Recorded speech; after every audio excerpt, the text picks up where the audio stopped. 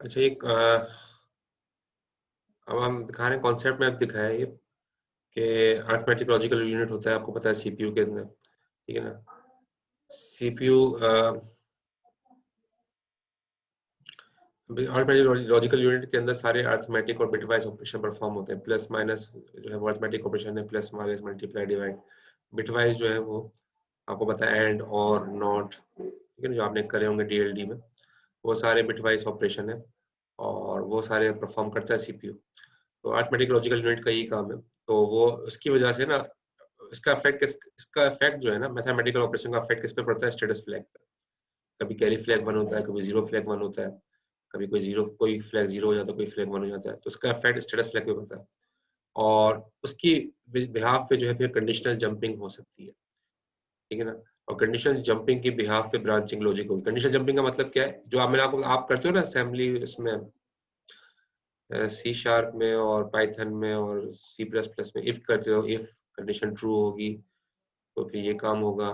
Else, if else का जो आप काम करते हो, ठीक है, इफ एल्स का काम जो करते हो, ये इसको कहते हैं कंडीशनल जंप।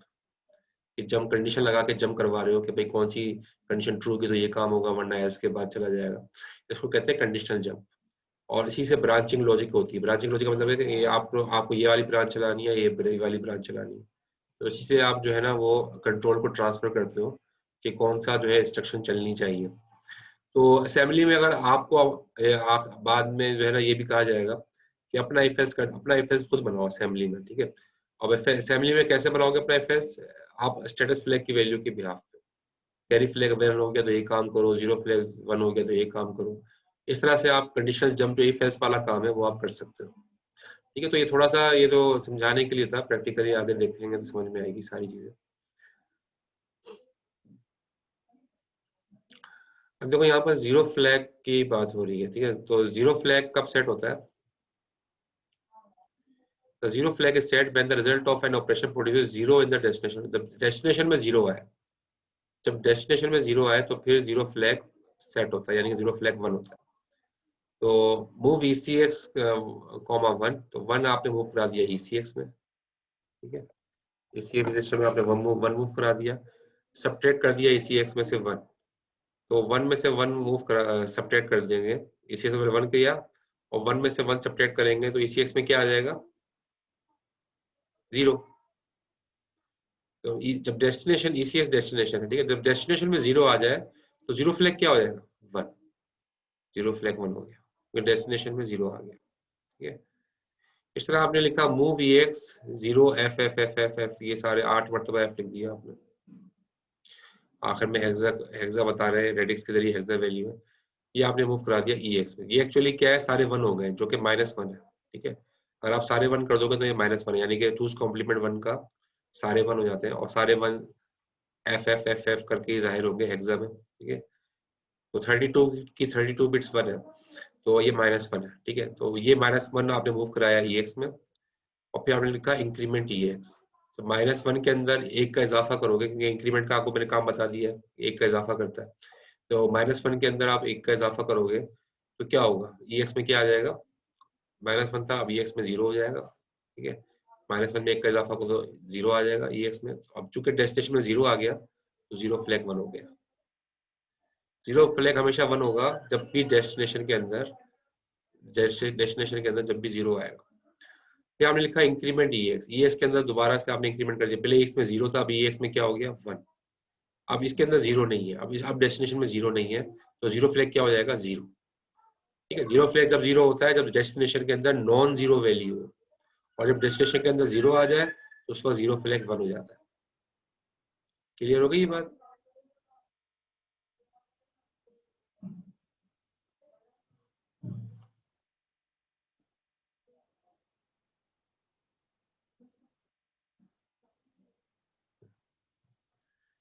साइन फ्लैग, अब साइन फ्लैग का पढ़ लेते हैं।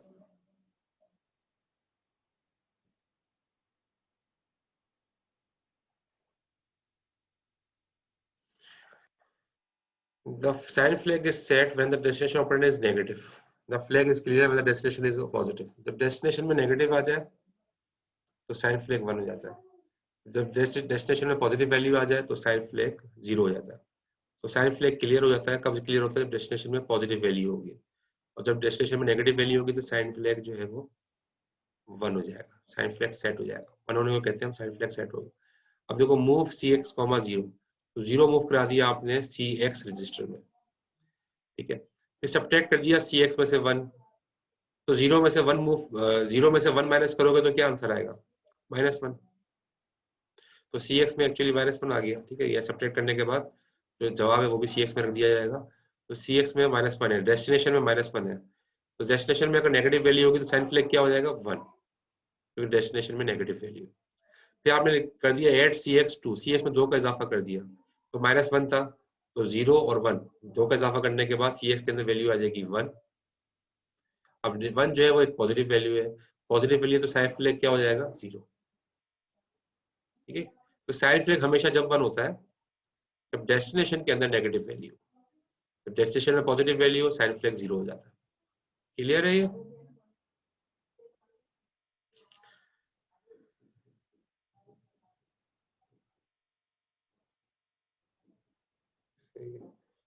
इसके बाद जो है sign flag is copy of the destination highest bit. असल में होता क्या है, बैकग्राउंड के अंदर साइन फ्लैग के अंदर वो जो है डेस्टिनेशन की हाईएस्ट बिट है ना, उसको कॉपी कर दी जाती है। यानी कि जो साइन फ्लैग है, साइन फ्लैग में एक ही बिट होती है, तो ये वाली जो बिट है ना, एक ही जो बिट है, ये एक्चुअली क्या होता है, डेस्टिनेशन की जो हाईएस्ट बिट है उसको कॉपी करके अपने पास रख लेगा। देखो यहाँ पर लिखा है मूव एल कॉमा 0, एल के अंदर 0 आ गया, फिर सब्ट्रैक्ट किया एल में से 1, तो -1 हो गया एल में। -1 का मतलब क्या है? सारे 1 हो जाएंगे, एल रजिस्टर में सारे 1 हो जाएंगे। ये -1 है ना, टूज कॉम्प्लीमेंट 1 का -1 ऐसे ही लिखा जाएगा एक बाइट में, ठीक है। तो एक बाइट में सारे 1 होंगे, इसका मतलब है -1। अब ये -1 है, इसका जो सब मोस्ट सिग्निफिकेंट बिट है वो क्या है? 1, तो वही साइन फ्लैग को मिलती है, ठीक है। यानी कि ये लिखा है कि the sign flag is copy of the destination highest bit. Destination register की जो हाईएस्ट बिट है ये वाली, वही कॉपी कर दी जाती है साइन फ्लैग में। साइन फ्लैग उसी को कॉपी करता है। तो साइन फ्लैग ने इसको कॉपी किया तो साइन फ्लैग की वैल्यू 1 हो गई, और जाहिर है ये माइनस वैल्यू है, नेगेटिव वैल्यू है, ठीक है। और जब आपने किया ऐड L2, जब आपने एल में 2 ऐड किया तो ये -1 था पहले एल में, अब 2 ऐड करने के बाद एल में वैल्यू क्या आ जाएगी? 1। 1 को 1 बाइट में ऐसे लिखते हैं। अब इसकी मोस्ट सिग्निफिकेंट बिट क्या है? 0, तो साइन फ्लैग में क्या आ जाएगा? 0। तो साइन फ्लैग में एक्चुअली डेस्टिनेशन की जो मोस्ट सिग्निफिकेंट बिट होती है ना वो कॉपी कर लेता है बैकग्राउंड में, ऐसे साइन फ्लैग मेंटेन होता है, ठीक है। क्लियर है?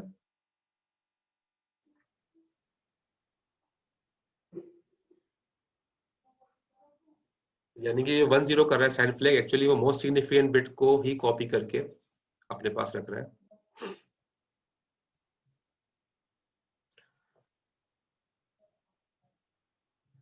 अच्छा, यहाँ पर दिखा रहा है कि एडिशन एंड कैरी फ्लैग कब 1 होता है? जब कोई कैरी प्रोड्यूस होता है। तो when the sum exceeds the storage size of its destination operator, जब सम ज्यादा बढ़ जाए स्टोरेज से ज्यादा, तो फिर जो है कैरी प्रोड्यूस होता है, कैरी फ्लैग जब 1 हो जाता है, ठीक है। अच्छा, अब इसमें देखो एग्जांपल लिखा है यहाँ पर कि मूव किया एल में 0FFH, ठीक है। 0FFH को मूव किया एल में, एल एक बाइट का है, तो एल में स्टोर क्या हो गया? -1, ठीक है। क्योंकि जाहिर है FF का मतलब है कि आठों की आठों बिट 1 हो गई। 0 तो इसलिए ताकि इसको वेरिएबल ना समझे, H रेडिक्स का है, असल में ये सिर्फ FF ही है। तो FF का मतलब हो गया आठों की आठों बिट 1, इसका मतलब क्या? -1। तो -1 आपने स्टोर करा दिया एल में, और फिर ऐड कर दिया एल में 1, तो -1 के अंदर +1 करोगे तो जवाब क्या आ जाएगा? एल में 0 आ जाएगा, तो 0 आ जाएगा। लेकिन कैरी फ्लैग यहाँ 1 हो रहा है। क्यों कैरी फ्लैग 1 हो रहा है? ये आप देखो, क्योंकि ये देखो -1 लिखा हुआ है, ये सारी फिगर्स सारी जो है 1 हुआ हुआ, ये -1 है, और इसके अंदर ऐड करवा रहे हो आप +1, जैसे ऊपर काम किया था, ठीक है। तो ऐड करा रहे हो +1, जब ये +1 ऐड कराओगे तो 1 + 1 2, 0 नीचे कैरी ऊपर, और फिर 1 + 1 2, 0 नीचे कैरी ऊपर, ठीक है, 1 + 1 2, इस तरह ये कैरी प्रोड्यूस होता रहेगा। आखिर में भी 1 + 1 2, 0 नीचे, और आखिर में भी कैरी प्रोड्यूस होगी, लेकिन ज़ाहिर है ये कैरी एडिशनल है क्योंकि 8 बिट पूरी हो गई है, 1 बाइट पूरा हो गया है और ये 9वीं बिट है। तो यही बता रहा है कि डेस्टिनेशन के साइज से अगर ज़्यादा कोई चीज़ आ रही है तो वो तब भी कैरी फ्लैग 1 हो जाता है। यहाँ इस वजह से कैरी फ्लैग 1 हुआ है कि डेस्टिनेशन के साइज से बड़ी वैल्यू आ रही है, 1 जो कैरी प्रोड्यूस हो रहा है, 9वीं बिट पे हो रहा है, इसलिए कैरी फ्लैग 1 हुआ है। क्लियर है?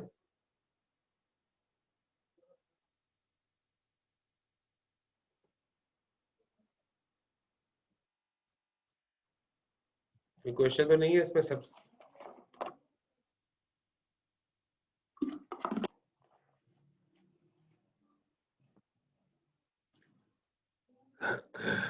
ठीक है। On the other hand, if 1 is added to 00FF in X, the sum easily fits into 16 bits and the carry flag is clear. यानी कि अगर आप देखो यहाँ पे कैरी फ्लैग प्रोड्यूस नहीं होगा, 1 नहीं होगा, बल्कि क्लियर हो जाएगा क्योंकि आपने 00FF जो है 2 बाइट का है और ये आपने जो है एक्स में रख दिया और फिर ऐड किया एक्स में 1, ठीक है। तो एक्स में क्या आ जाएगा, जाहिर है पहले -1 था, 00FF जो है वो सॉरी ये -1 नहीं, ये तो बल्कि ये वाली बिट्स तो है 1 थी, ठीक है।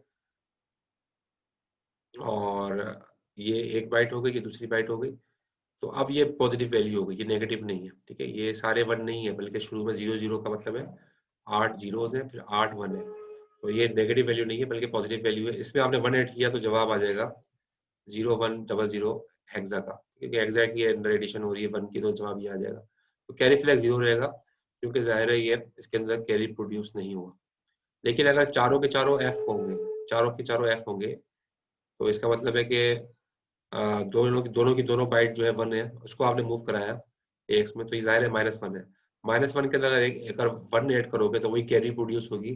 कैरी प्रोड्यूस होने की वजह से एक्स में तो 0 आ जाएगा, लेकिन कैरी फ्लैग जो है 1 हो जाएगा, क्योंकि कैरी जो है वो ज्यादा जो जैसे हमने पिछला देखा एग्जांपल में कैरी प्रोड्यूस हुई, यहाँ तो सब 0 हो गए थे लेकिन आखिर में कैरी प्रोड्यूस हुई थी, 1 आ गया था, इस वजह से जो है कैरी फ्लैग 1 हुआ था। यहाँ पर भी वही बात है, कैरी फ्लैग 1 हो जाएगा, जवाब में 0 आ जाएगा क्योंकि -1 के अंदर आप ऐड कर रहे हो 1 को, तो सब जवाब में सारा 0 0 आता रहेगा, कैरी प्रोड्यूस होगी आखिर में, वो कैरी फ्लैग उस वजह से जो है सेट हो जाएगा, 1 हो जाएगा। क्लियर है?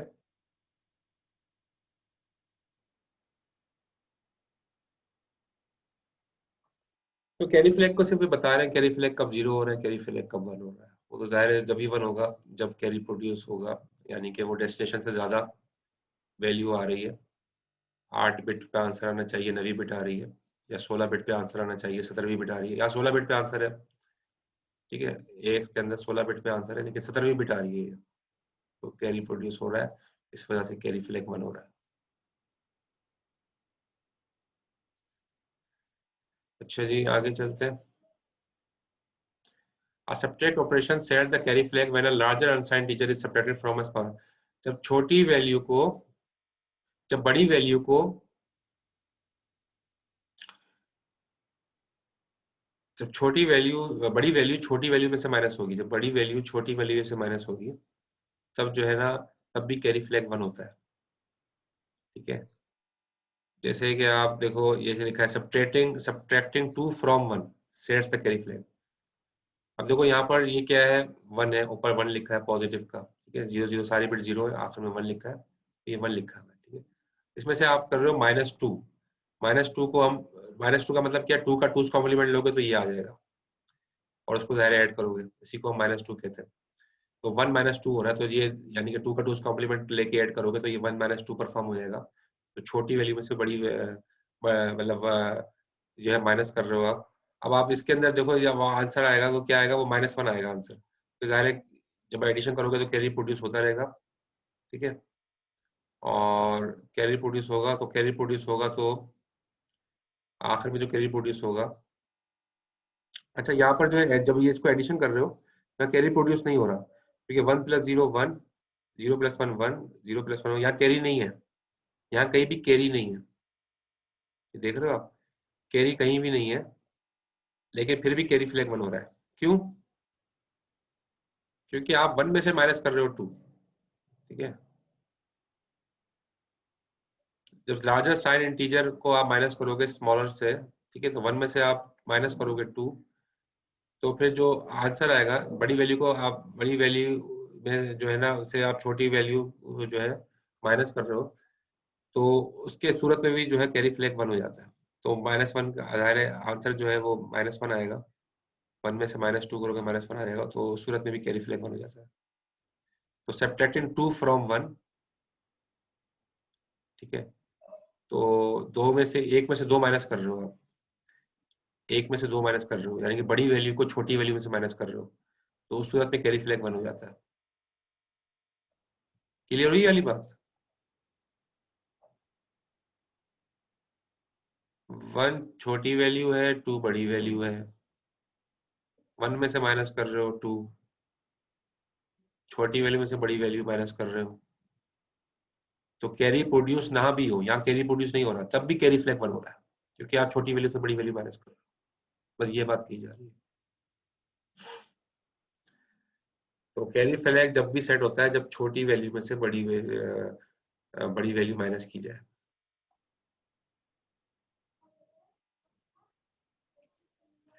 ऑक्सिलरी कैरी क्या है? जब थर्ड बिट से कोई बोरो क्रिएट हो, थर्ड बिट से बोरो है, यानी कि थर्ड बिट से कैरी प्रोड्यूस हो और फोर्थ पे जाए, ठीक है, तो ये तो मैं पहले ही बता चुका हूँ मेरे ख्याल में आपको कि उस पर ऑक्सिलरी कैरी जो है वो 1 हो जाता है। जैसे यहाँ पे एग्जांपल लिखी हुई है, ठीक है, यहाँ पर ऊपर लिखा हुआ है 1 0 0 0 0 1 1 1 1 और नीचे ऐड कर रहे हैं इसके अंदर 1, तो 0, तो यहाँ पर देखो ये 1 + 1 2 हो जाएगा, 0 नीचे कैरी ऊपर आएगा, और फिर 1 + 1 2 हो जाएगा, 0 नीचे कैरी ऊपर आएगा, 1 + 1 2 हो जाएगा, 0 नीचे कैरी ऊपर आएगा, 1 + 1 2 हो जाएगा, 0 नीचे कैरी ऊपर आएगा, और ये कैरी नीचे आखिर में 1 हो रहा है।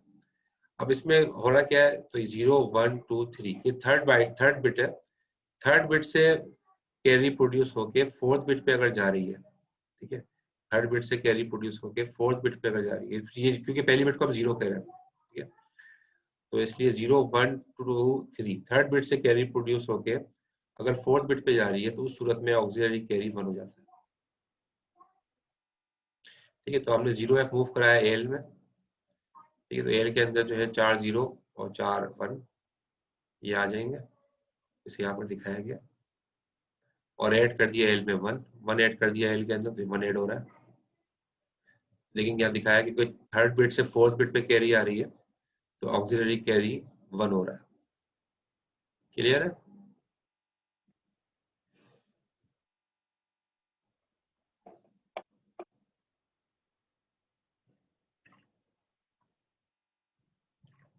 क्वेश्चन तो नहीं है इसमें? वैसे तो शायद मैंने पहले भी बताया ही आपको, पिछले चैप्टर में बताया।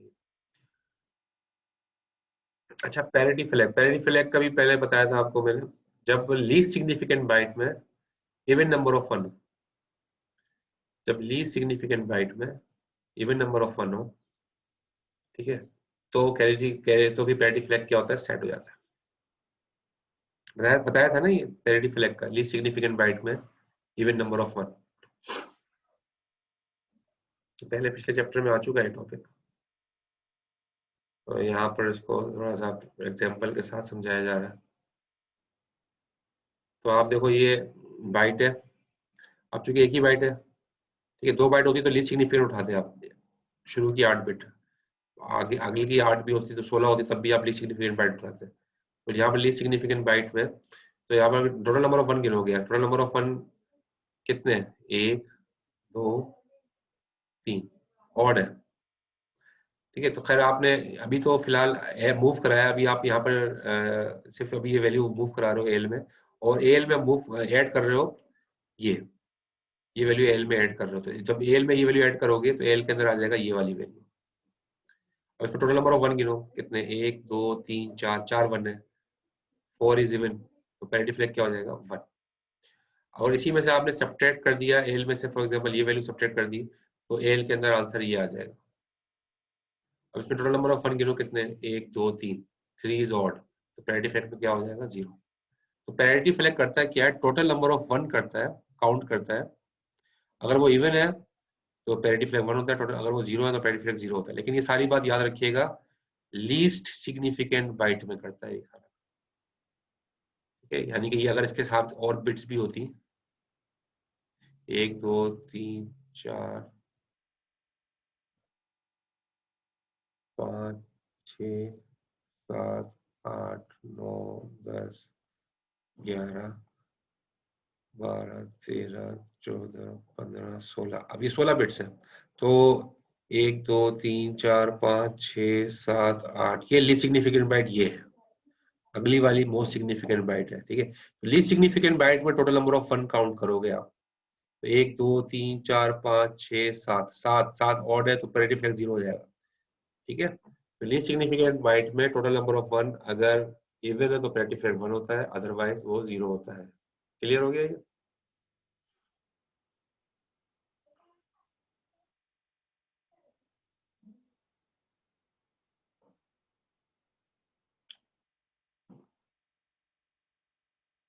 सही।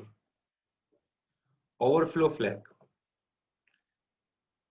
जी ओवरफ्लो फ्लैग कब सेट होता है? कौन सी स्लाइड पे आ गए? यहाँ पर आ गए, ठीक है।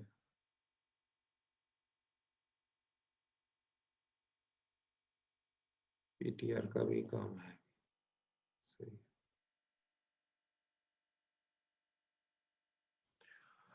ओवरफ्लो फ्लैग कब सेट होता है? जब result when the result of a signed arithmetic operation of overflows or underflows, जब साइंड अरिथमेटिक ऑपरेशन जो है या तो ओवरफ्लो कर जाए या अंडरफ्लो कर जाए, तब जाके जो है ओवरफ्लो फ्लैग जो है वो सेट होता है। जैसे एग्जांपल देखिए, यहाँ पर एग्जांपल लिखी है, यहाँ लिखा है ए मूव ए प्लस 127, तो प्लस 127 एक एक बाइट के अंदर आप वन जो है 127 तक जा सकते हो, इससे ज्यादा नहीं जा सकते एक बाइट में, ठीक है। आपने ए वन प्लस का 127 आपने एल में मूव करा दिया, साइड बाइट एक बाइट के अंदर प्लस 127 से ज्यादा नहीं जा सकते। अब आपने एड एल, आपने क्या एड एल 1, अब एल की वैल्यू क्या हो जाएगी 128, 128 जब हो जाएगी तो 128 तो है अलाउ नहीं है, क्योंकि 127 आप मैक्सिमम एक बाइट में आ सकता है, 128 एक बाइट में नहीं आ सकता, ठीक है। एल के अंदर, एल एक बाइट का है, ठीक है, एक बाइट के अंदर जो मैक्सिमम वैल्यू आ सकती है वो प्लस 127 है।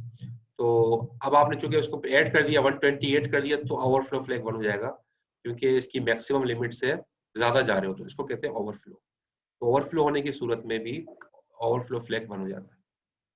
इसी तरह अगर स्मॉलेस्ट पॉसिबल जो नेगेटिव वैल्यू है उससे कम अगर दोगे, यानी कि अंडरफ्लो होगा, तब भी जो है वो ओवरफ्लो फ्लैग 1 हो जाता है। जैसे -128 है, अब -128 से जो है ना आप नीचे नहीं जा सकते, प्लस 127 से ऊपर नहीं जा सकते एक बाइट में, और -128 से नीचे नहीं जा सकते एक बाइट में, ठीक है। अब आपने लिखा मूव एल -128, तो -128 एल में आ गया, और आपने फिर आपने जाके क्या किया, सब्ट्रैक्ट कर दिया एल में से 1, यानी कि अब एल की वैल्यू हो जाएगी -129, जो कि अलाउ नहीं है, ठीक है। -128 आखिरी लिमिट है नेगेटिव एक बाइट के अंदर, उससे कम अलाउ नहीं है। तब भी उस सूरत में अंडर, वो कहेंगे हम अंडरफ्लो हो गया, ठीक है। अंडरफ्लो होने की सूरत में ओवरफ्लो फ्लैग तब भी जो है वो सेट हो जाएगा, 1 हो जाएगा। तो ये दोनों दिखाया है आपको, यहाँ पर ओवरफ्लो में भी 1 हो रहा है, अंडरफ्लो में भी 1 हो रहा है। जब मैक्सिमम लिमिट या मिनिमम लिमिट से आप एक्सीड करते हो तो उस सूरत में ये सेट हो जाता है फ्लैग। क्लियर है?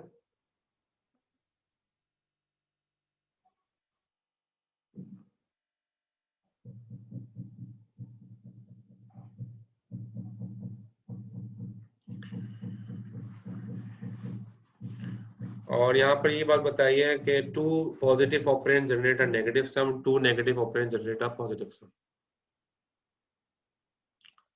कि दो नेगेटिव ऑपरेंड मिलके जो है वो, दो पॉजिटिव ऑपरेंड मिलके नेगेटिव सम बनाते हैं, तो नेगेटिव ऑपरेंड मिलके पॉजिटिव सम बनाते हैं। बहरहाल ये अगर आप इसको देखो यहाँ पर नीचे कि फॉर एग्जांपल जैसे यहाँ पर दिया हुआ है, ये वैल्यू दी है 1, ये 0 0 0 बिट्स दी हैं, आगे नीचे सारे 1 और ये दिए हैं, और इनको जो है ऐड किया जा रहा है। जब इनको ऐड करोगे आंसर क्या आ रहा है, 0 फिर 1 फिर 1 फिर 1 1 1, ये सारी चीजें आ रही हैं फिर 0, ठीक है। तो अब इसमें जो है ना दो पॉजिटिव है, ये भी पॉजिटिव है और ये भी पॉजिटिव है, ठीक है। और यहाँ दिखा रहा है कि जो है वो ओवरफ्लो फ्लैग जो है यहाँ लिखा हुआ है adding 8 bit binary integers one, ये 8 बिट बाइनरी इंटीजर इसको तो भी नीचे दिखाया है, और इसको दोनों को अगर आप ऐड करोगे तब वो कैरी फ्लैग जो है उस सूरत में 1 हो जाएगा। ठीक है, और जो है मोस्ट सिग्निफिकेंट बिट जो 0 है, तो वो एक्चुअली करता है क्या है कि कैरी फ्लैग की और मोस्ट सिग्निफिकेंट बिट की वैल्यू को जोर करता है, जिससे ओवरफ्लो फ्लैग 1 हो जाता है।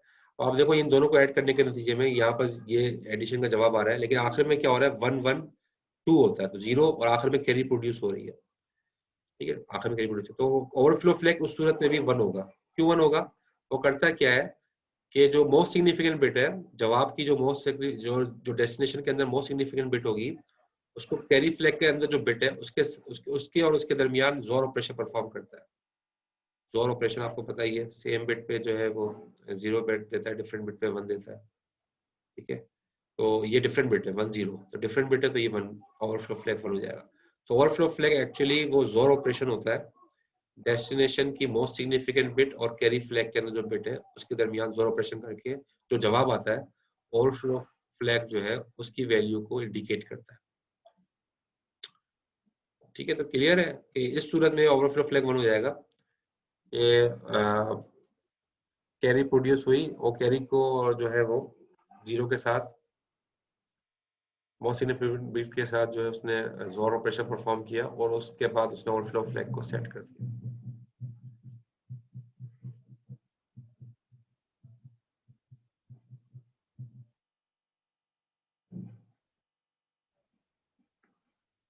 अच्छा, नेगेटिव स्टेशन का काम दिखा रहे हैं यहाँ पर। देखो यहाँ पर नेगेटिव स्टेशन जो आपने हमने पढ़ी थी, मूव करे एल में -128। ठीक है, -128 को एल में मूव कराया। ठीक है, तो माइनस जाहिर है एल के अंदर तो है वो ये जो है वो -128 मूव हुआ, फिर आपने नीचे क्या लिख दिया नेगेटिव नेगेटिव एल।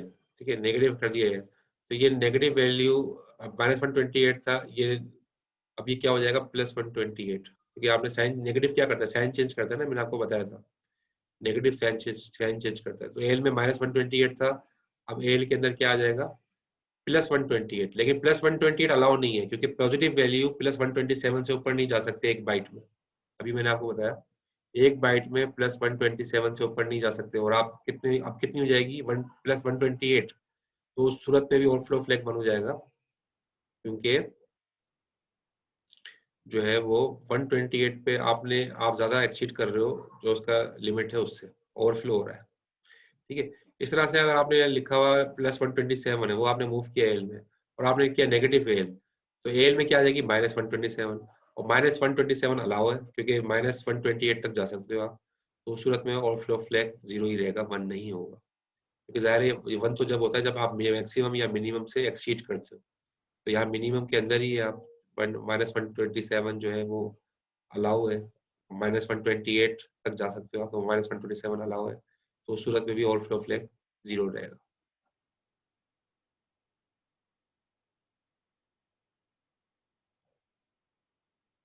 ठीक है जी। अच्छा, फिर अब आप मुख्तलिफ जो है वो डेटा रिलेटेड ऑपरेटर्स और उनके डायरेक्टिव्स हैं उसके बारे में देख लेते हैं। ऑफसेट आपने अभी पढ़ा है, ऑफसेट लैब में ऑफसेट के बारे में बताया?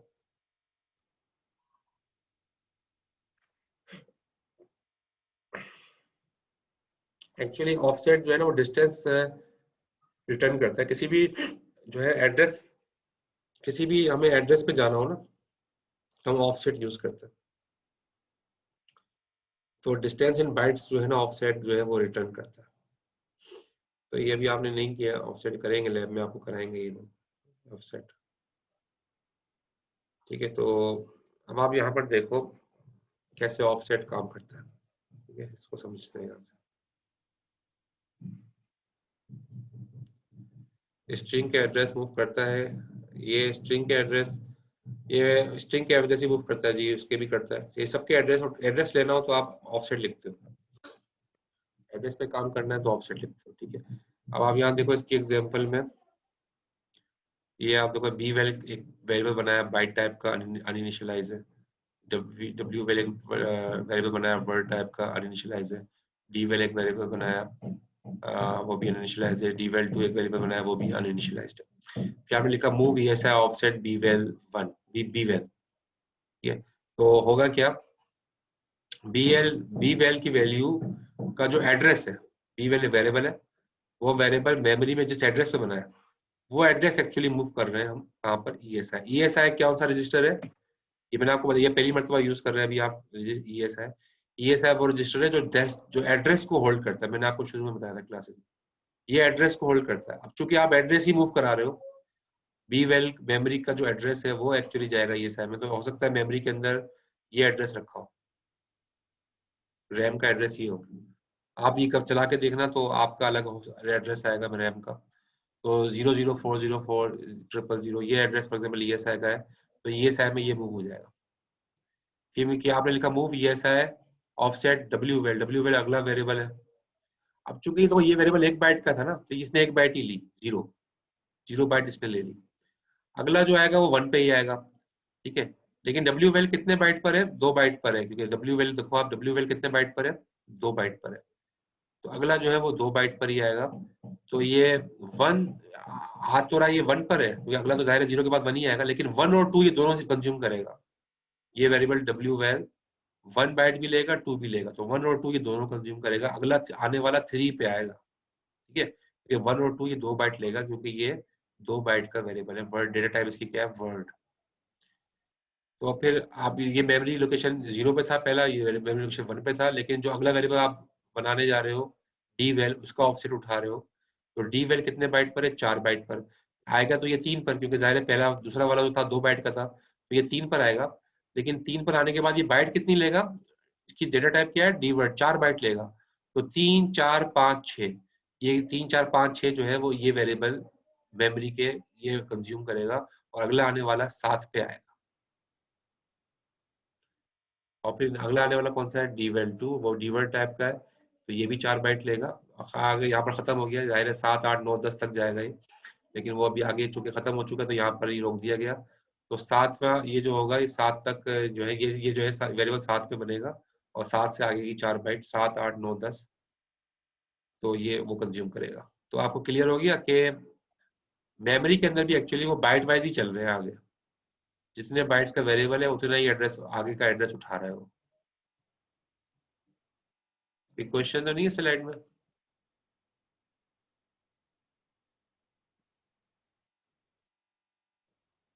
सही है।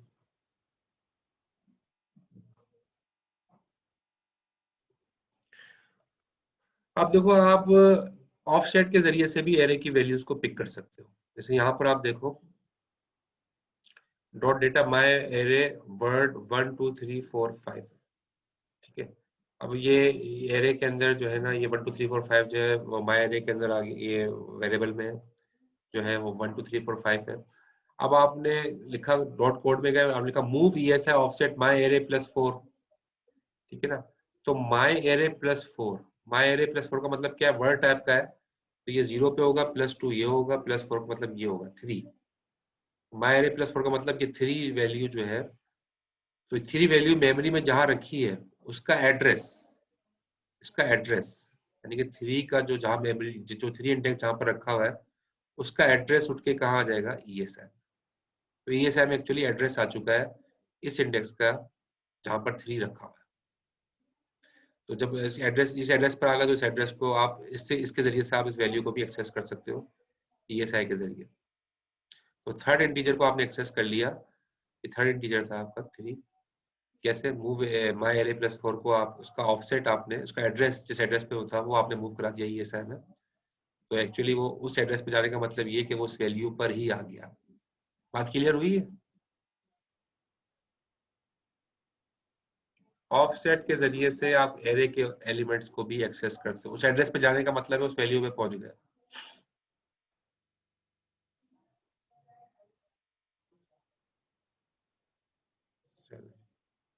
जैसे C++ आप लैब में कर रहे हो, उसके अंदर पॉइंटर का आपको करा है, पॉइंटर।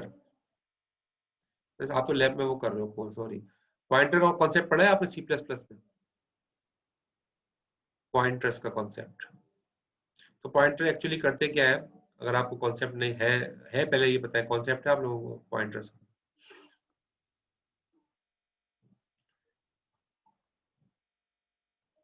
सर हमें C++ नहीं कराई कभी। अच्छा, सी शार्प में या किसी भी लैंग्वेज में पॉइंटर का कॉन्सेप्ट है? सर C# में एक दफा कराई थी। C# में तो पॉइंटर नहीं करवाया। अच्छा, पॉइंटर बता देगा। पॉइंटर एक्चुअली क्या होता है, वो एड्रेस होल्ड करता है। ये देखो, ये एरे, एक एरे बनाया, कैरेक्टर एरे C++ के अंदर, एग्जांपल यहाँ C++ की लिखी है। तो आपने फॉर एग्जांपल कैरेक्टर एरे बनाया, उसके अंदर 1000 एलिमेंट आ सकते हैं, ठीक है। अब उस एरे को आपने, इस एरे को आपने एक वेरिएबल, अब ये जो साइन है ना स्टार की, स्टार का मतलब ये पॉइंटर वेरिएबल है। तो पॉइंटर वेरिएबल जो है वो करता है क्या है, एरे जहाँ रखा हुआ है उसका एड्रेस अपने पास होल्ड कर लेता है, वही ऑफसेट वाली बात। तो फिर मैं जहां भी जाके पी पे काम करूं तो एक्चुअली मैं इस एरे पे ही काम करूं, समझे ना। तो पॉइंटर का मतलब यही होता है। जैसे आप एरे बाइट 1000 डुप्लीकेट, ये असेंबली में यही चीज करनी हो तो ऐसे करेंगे, ठीक है। ये काम असेंबली में करना हो तो आपने 1000 एलिमेंट्स का एक एरे बनाया। डुप्लीकेट आपको पता है, डुप्लीकेट ऑपरेटर, जो कि वो वो करेगा क्या कि जो ब्रैकेट में है 1000 वैल्यूज को साथ इनिशियलाइज हो जाएगा, लेकिन वो सारे अनइनिशियलाइज्ड होंगे। और फिर आपने क्या किया, move ESI comma offset array, तो होगा क्या कि एरे का जो एड्रेस है, यानी कि ये एरे है, इसका जो एड्रेस है ऑफसेट, वो आपका मूव कर जाएगा ESI में। तो एक्चुअली ESI के अंदर, actually ESI as a pointer काम कर रहा है। ESI के जरिए आप इसी एरे वेरिएबल को यूज कर by means of address. Clear है? ये एड्रेस, अगर आपको पॉइंटर का कॉन्सेप्ट समझना है तो उसको आप शॉर्टकट देखा है, शॉर्टकट विंडोज में।